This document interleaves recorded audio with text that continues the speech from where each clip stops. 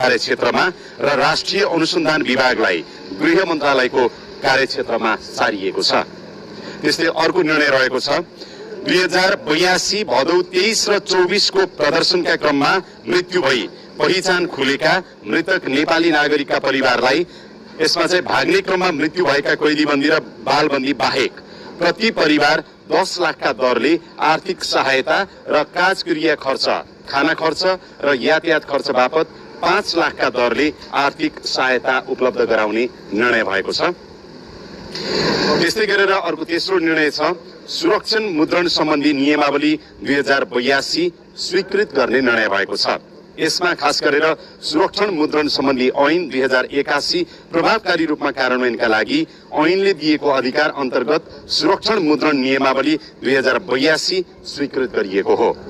त्यस्तै गरेर अर्को रहेको छ छापाखाना तथा प्रकाशन सम्बन्धी